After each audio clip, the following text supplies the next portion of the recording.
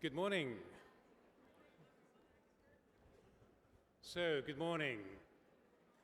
Who is excited to be here today at the forum?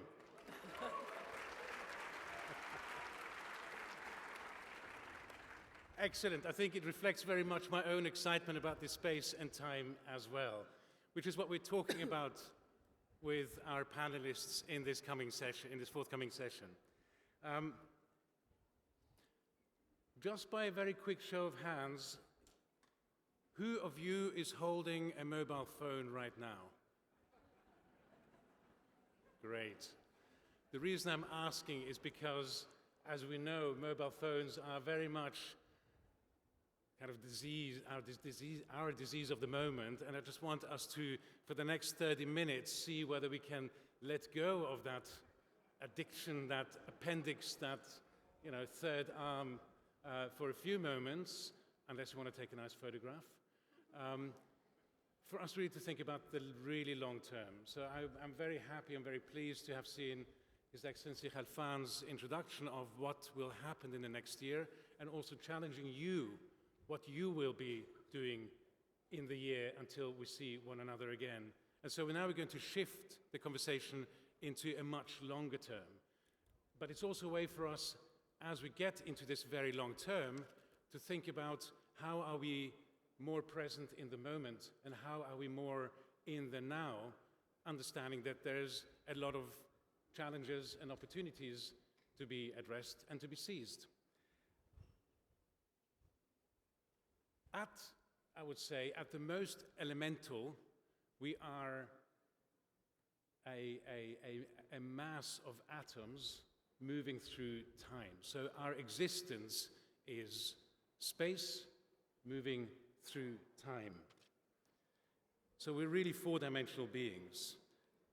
And what's interesting, I'm sure you know, is that our genetic code is 60% identical to that of a banana. It's also about 60% identical to that of a fruit fly, and a fruit fly lives 50 days. But what's really important for us to realize, and I'm sure you have, as I have, that what we do matters more than what a banana does or what a fruit fly does. So we have responsibility. And to quote Marcus Aurelius, is what we do in life echoes in eternity. And of course, I was picked up in the film Gladiator. So what we do in life echoes in eternity. And so that is really why today we benefit from the art, the culture, the history, the knowledge that was passed down from previous generations, and that puts us on the spot for taking responsibility what we are going to do next. And that is what we're going to do in the next 25 or 30 minutes. The session here is about time, the perception of time, how it influences us, how it influences the arts, the culture. And it's also about, as a consequence of that understanding, about being totally deliberate. And so what I mean with that is we spend a lot of time going through motions, following our habits, picking up the phone, refreshing the election results, checking WhatsApp, checking social media, etc. We're not deliberate in that moment. But what we want to make sure is, through the conversation today, which is about the very long term, that we become far more deliberate about the kind of future that we produce and the kind of actions that we take today. So I'm really pleased to have two wonderful speakers and colleagues on stage with me this morning. On my far left, Beate Hovind. She is the Chair of Trustees of the Future Library, and in conversation I have found out as well that she hails from the construction industry. The reason I mention this is because there's an element of built environment in the work that she does, and she'll tell us more about this in a moment. But she also comes from a long line of farmers, and this will become important in our conversation. And next to me is Jonathon Keats, and he is, I will pause for a moment because you will not have met anyone like Jonathon before. He's an experimental philosopher. Okay, I'll let that sink in for a moment. I think also he is one of a kind. He is the only one who does not have a mobile phone. And this is really about being deliberate about the way we live and the kinds of decisions that we make. He's also, above and beyond the fact that he doesn't have a mobile phone, he's a fellow at the Berggren Institute, he's a principal philosopher at the Earth Law Center, and he is a fellow at the Long Now Foundation. Good. With this intro, let me just really hand over to both of you, please. Anne Beate, Future Library. What is the concept and why does it matter? Yeah. Okay, I'll try to make it short. Thank you for being here. It's amazing to see this big crowd. Future Library is an art project by Katie Patterson. She's Scottish. I'm Norwegian, and it all happens in Norway. So she had the crazy idea, and my job was to make it happen. It's good to come from the construction business, actually, when you think like that. So it's a 100-year lasting art project. We have planted a forest outside Oslo. Every year for 100 years, we are inviting an author to write a manuscript that will stay unpublished and unread until 2114 in a beautiful design room, which you have seen some images of, made out of the wood that we cut before we planted the new forest. And in 2114, it will all be published at the same time, but on paper made by the forest that is growing today. What's the expectation? The expectation, well, honestly, I think my expectation, I'll be dead by then, but the final result is not so interesting, honestly. I think what this project sparks of ideas and imagination, and it asking questions about how we're living, how we're thinking, about time, and a lot of other things too, nature. So I think that is my expectation is to be here, even. I feel fortunate. We'll come back to the library. In the meantime, Jonathon, you do things like, again, stuff that people will probably not have heard. Like millennium photography, the millennium camera, the 100-year camera. Tell us a little bit more about the kind of experiments that you run for the very long term and to get people thinking about this. Well, thank you so much for inviting me, and it's really delightful to be in this room.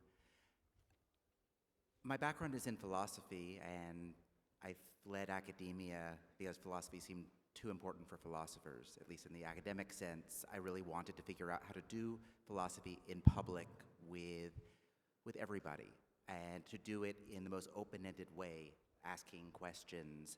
And when I did this, I smuggled a few elements of philosophy with me, one of which is a very old one. It is the philosophical instrument.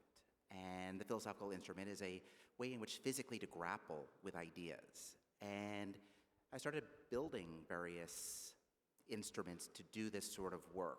And one that I started to, actually coincidentally, in 2014, which has a 100-year-long span to it, so 2114, mark your calendars, is going to be a banner year.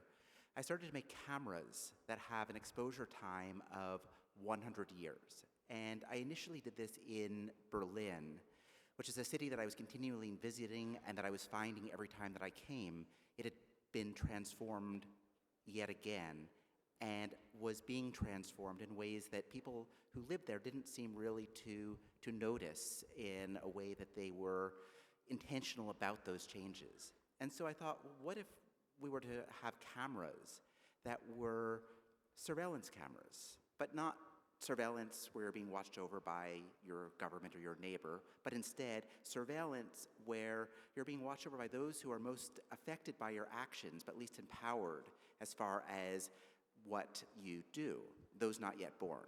And so was born the project of making cameras that have an exposure time of 100 years, cameras that would be set out in the world, and we started out in Berlin with 100 of them, that are, in effect, a way in which people in the far future are able to see our actions, and that we are able potentially to see the consequences of our actions by imagining what that picture might be, and by changing it to what we would want people to see. So 100 years is nice. 1,000 years, adding a zero, seemed even better, and also seemed somehow potentially to enter into what I think is an even more important realm than that of urban planning, of gentrification, of the factors that I saw happening in Berlin, all of which are very important. But the environmental dimension of what it is to be human in the world today, with the leverage that we have to change this planet for an exceedingly long time, it seemed to me that that was a dialogue that we needed to have with those who will be affected by the decisions that we make right now. Those who are not one generation, but 7, 8, 9, 10, 12 generations ahead of us, who are not even a figment of our imagination. And so I started to make cameras and setting them in places around the world, ranging from Lake Tahoe in Northern California to the Austrian Alps, and putting them out there as a sort of a provocation, but also as a sort of a time machine by which we can travel to the far future in our imagination, but remain in the present, and can change conditions in the present in a way through a dialogue with the far future that results in a future that we would want people to experience. I'd like to pick up on two words, or three words. One is what if, and the other one is imagination. I think both projects, and Beate, both projects are both streams of work and thought really promote those two aspects. The imagining a future, positioning ourselves in the future. How have you found that you're able to convince, so to speak, authors to deposit books in your library that will not be read by anyone of their peers, anyone in their current generation, but generations yet to come? How do you manage to convince them? Is it perhaps through that lens of imagining and imagining a different world? Well, for now we have 11 authors from all over the world, and it's been 11 years. And what they have in common is actually not the future in itself, but opening up for a hopeful future. So helping people imagine the coming futures. And I think this is where art and culture becomes really crucial in our planning, because remember, I come from the construction business, so I'm just mentioning it again, to be aware that I really think art and culture is extremely important to train and make people skilled in imagination. Because if you can imagine a future, you can also create it, right? So I think this is, all the authors until now are focusing on hope for the future, and that's why they want to be part of it, to prove that in all the uncertainties we are facing, there is hope by trusting there will be people in 100 years. There will be books even in 100 years, not only digital books. I think these projects of 100-Year Library or the Millennium Camera, and we spoke about this before, are akin to cathedral thinking. I don't know, are you guys familiar with cathedral thinking? Some should say yes, some say no. Just as an example, I looked it up. The dome in Milan took 579 years to build. And this is just one building. The Sagrada Familia in Spain is still being built after Barcelona. And so what is really unique about cathedral thinking is that the original architects who thought of the building at first went into that project knowing full well that they will never see it complete, number one, and number two, knowing full well that the technology that is required to complete that building does not yet exist, and yet they still went ahead. So it's a bit like the quote that we saw earlier on the screen, that the future belongs to those who can imagine it, design it, and execute it. Because if we started only from the point of view of can we execute it, can we actually build this stuff in the next 5 or 18 to 24 months, then we are constrained by what we have today. Your projects get us beyond that. And so I'm really keen to explore how that kind of thinking helps us now. Jonathon. I think that if we are thinking about the problems of the moment, in the moment, with the context of the here and now, we are, in a sense, condemned to, or constrained at least, to think about those problems according to the constraints that brought them about, which in a sense can reify them, can only make them potentially more intractable. What is desperately needed is an outside perspective. And outside perspectives are myriad. History is one. Often if we look to the deep past, we find remarkable solutions in traditional ecological knowledge, for instance, to the problems we face today. But the future is also, I think, it has that quality, and perhaps even more so because it is indeterminate, because it is unbound by anything that we have experienced. So as a result, it is free range. It's a space we can enter into freely together in order to be able to contemplate and reflect on and to construct the present. And I think that the arts are particularly well suited to this work for a couple reasons. One of these reasons is to do with the fact that artists are without portfolio. There's a sense in which I've been able to go through life. You could say I'm a charlatan, I would probably agree, but at least as somebody who does not have any boundaries because there's no discipline I belong to. It's a state of being metadisciplinary.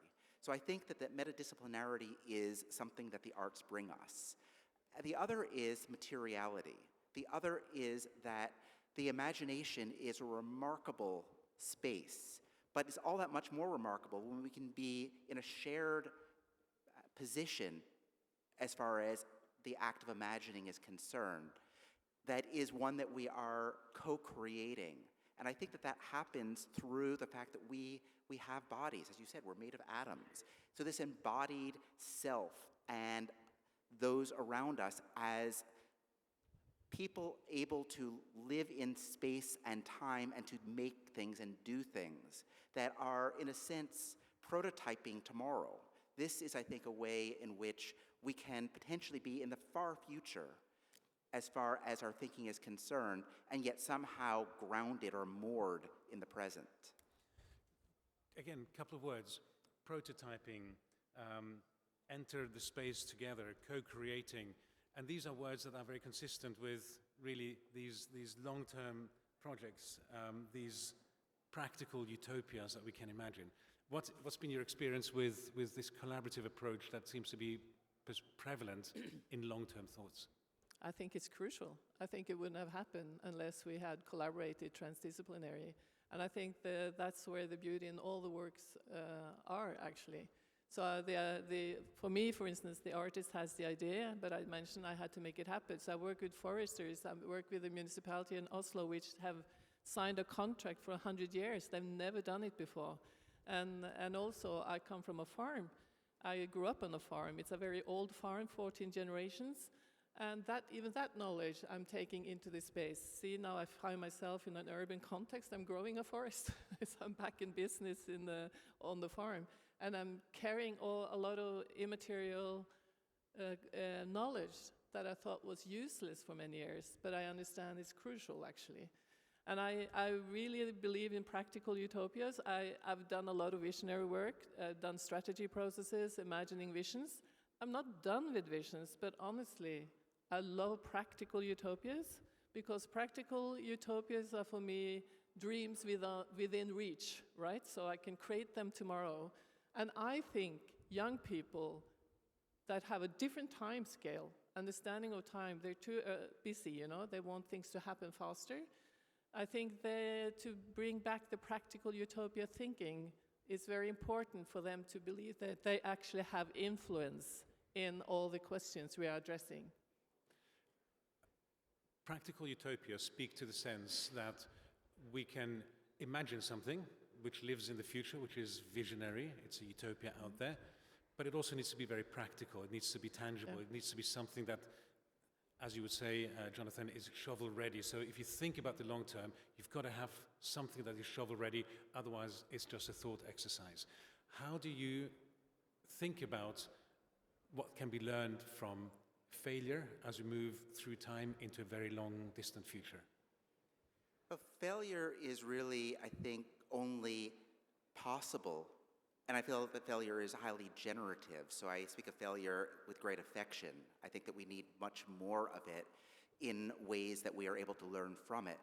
But it's only possible when we are rubbing up against reality, because the imagination has a remarkable ability to take us always to a higher or at least another plane, always to correct for whatever seemed ultimately to be a dead end, in a way that it doesn't really have the ability to probe and to interact with the world in which we live. Something that you said earlier really, I think, resonates with me in terms of working with these foresters.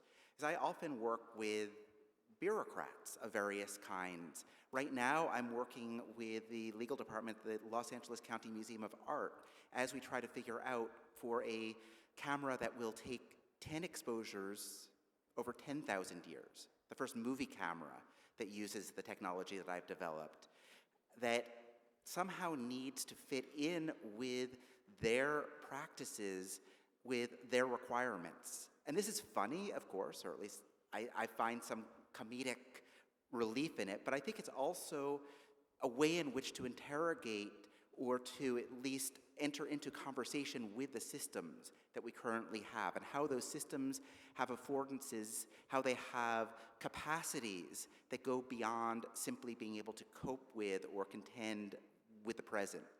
And one other thing that I'll say briefly is that I think that in terms of the shovel-ready dimension, that this is, on the one hand, important because it gives grounding and therefore the capacity to do something that is potentially not the right thing to do before you've done it at scale, and therefore to learn from it and to figure out what in fact you need to be doing. That kind of failure is essential and only, I think, happens when you are working at ground level. But the other aspect of it that's important is that it's a little bit scary, a little bit frightening that it could happen, and it could happen at scale. It's imminent in a way that, while science fiction in the grand tradition is remarkable and beautiful and well worthwhile, there's something about the fact that this is a plan and it could come to pass, and we need to make decisions now that makes it so that we can actually come together as a community around these sorts of conversations. It's really the decisions that have to be taken now, today. You're referring to decisions that really have a long time or term to play out. These are decisions for the future. I don't want anyone here to go away from this session to think that we are discussing in a very sort of ethereal and theoretical way the high importance of thinking about the next 100,000 years without really understanding or acknowledging that there are challenges and realities to be addressed today. How can we make that, how can we bridge that gap? How can we make sure that we don't fall into that fallacy of looking just into the very distant future without addressing what we need today? But I'm so happy you're addressing that, because honestly, I'm worried. So I am extremely important about a sense of urgency. I think it's crucial to be, but I think you have to combine the sense of urgency, wanting things to happen, change to happen fast, with the long-term thinking. So I think, at least how I find why Future Library resonate with people all over the world, across borders and religion and ethnicities, I think it's because it's about basic human needs that we are in need of now. And I think this is, I think the long-term perspective is, what we need is cross-generational projects. Because I think when I grew up on a farm, my ancestors, they farmed for me, right? So we've been only 2 generations where we forgot about the long-term, not all of us, of course, but we kind of lost sense of long-term planning and cross-generational projects. So that's why I think it makes so much sense to both do really have this sense of urgency, but also to plan long-term in the future. Both. Both. Yeah. Jonathon. I fully agree. I think that triage only begets greater conditions for triage. I think that somehow we need to be able to escape the here and now, not as escapism, but as context to be able to better orient ourselves in the here and now. And honestly, that is, I mentioned science fiction earlier, that is what science fiction in some of its earliest instances was seeking to do. It was in the same way that myth does, seeking to give us context by putting us elsewhere to be able to better make sense of the here and now. We need all of that, and I think that we need all of that in a way that is cognizant of the arts being not an entertainment, though it can be highly entertaining, not frivolous or extraneous, but essential, because it is in that act of making art, of creating and experiencing together, that life is given meaning and that we have the motivation to be able to act in the present and reason to do so. This is why we need to be here. And so we need to be working within that cultural sphere as well as everything else, and to recognize that culture is a technology and technology is a culture, and that all of this ultimately coheres in a state of being that is who we are as humans. And can I add something? We've never met before, but we're so aligned. So for me, that's why I'm here. I think we're so exhausted from this short-termism that we lose track of where we are, and we need to take time-outs, like this time-out here in Dubai, to reflect on what we're doing, you know. So it's both this urgency, but then take time-outs so you can actually be able to reflect together with so many different people on what's going on. Somehow cruelly, when you're discussing hundreds and thousands of years and you've got 15 seconds left on the ticker, you know you've got to wrap up this conversation. I think, well, I hope you have appreciated, like I have, the paradox that is resolved when you think about the very long term as a means to helping address the here and now and to being more in the moment is something that can be reconciled. I would also urge you, particularly the people who are on their phones, to, when you pick up your phone, when you go through the motions, ask yourselves, am I being, you know, the 60% of my DNA that is a banana and doesn't really have an impact on future generations? Or is there a way for me to think about this shovel-ready way of thinking about the future, the practical utopia? What is my utopia? What is my community's utopia? And how can we make that happen? So I'm very grateful to both of my speakers here, Beate Hovind and Jonathon Keats. Thank you.